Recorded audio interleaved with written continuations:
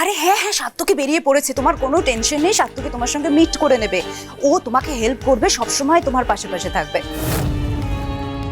আর হ্যাঁ, ডিভোর্সের ব্যাপারে যা যা বলছে তুমি কিন্তু একদম ঠিকঠাক ভাবে শুনে যা যা দরকার সেই অনুযায়ী কিন্তু সব কিছু তুমি জমা করবে আর কথা বলে নেবে। হ্যাঁ, আর শোনো না, বলছি কি যে মায়ের সঙ্গে কিন্তু কথা আমার হয়ে গেছে, আর বিয়ে নিয়ে অলরেডি যা যা করার সবকিছু কিন্তু তোড়জোড় আমি শুরু করে দিয়েছি। হ্যাঁ, তোমার বাবা মাকে নিয়ে তুমি কবে আসছো আইরি? আমরা তো কালই আসবো ভাবছি। তাহলে রাখি আইরি, বাই। Okay, bye bye.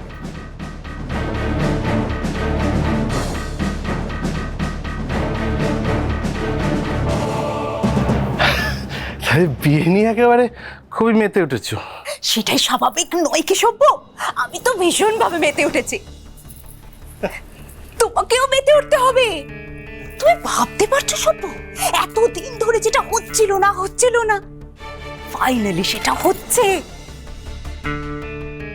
রাঙার সঙ্গে একলব্য ডিভোর্সটা হচ্ছে সভ্য।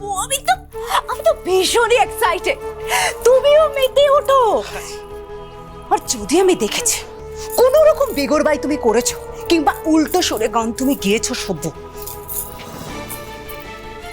তাহলে তোমার একদিন কি আমার একদিন। মারছো কেন সোনা? আমি কবে উল্টো সুরে গান গেয়েছি বলো তো? সোনা, তুমি যে সুর বেঁধে দিয়েছো আমি তো সে সুরেই গান গেয়েছি। সোনা বলো, আমি গাইনি গান? বলো। কি রে একা? চুপ কর।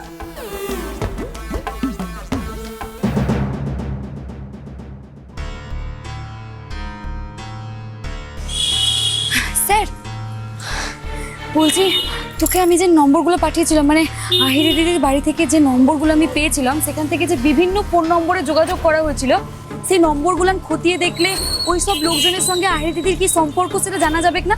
আমি অলরেডি নাম্বারগুলো ট্রেস করতে দিয়ে দিয়েছি।